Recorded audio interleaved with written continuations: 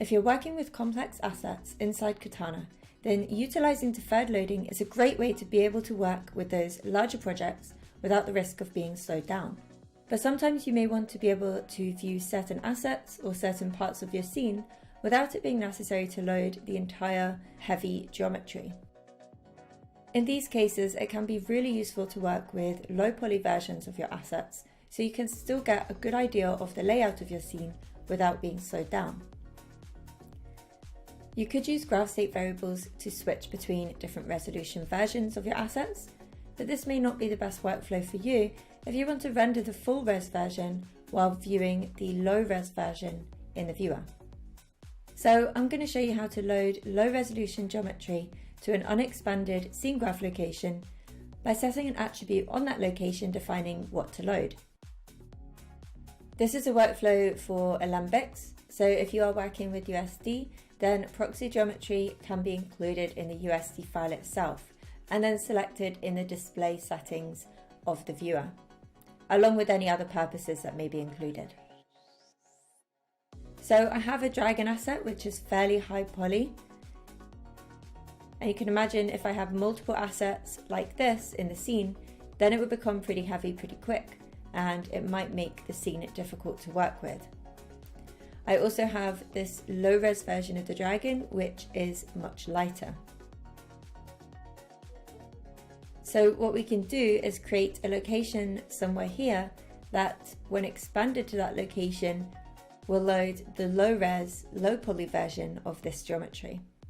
I can create this location from inside the Alembic in node parameters, where I've brought the dragon in. So here I can add one or more locations.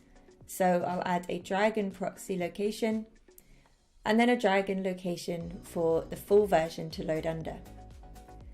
And I'll just do the same for the eye geometry as well. And now I just need to set the attribute. So I can use an attribute set node for this. And I'll drag the dragon proxy location into the path.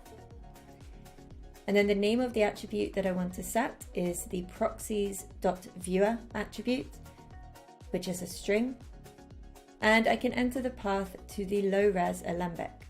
I'm going to use an expression in this case because I know where the low-res version is in relation to this project. But you can also just copy and paste the file path here. And now when I collapse the scene graph to this location that I've set the attribute on, then the low poly version will be loaded in. And if I expand to the next location, we can see the bounding box information, and under that is the full res geometry.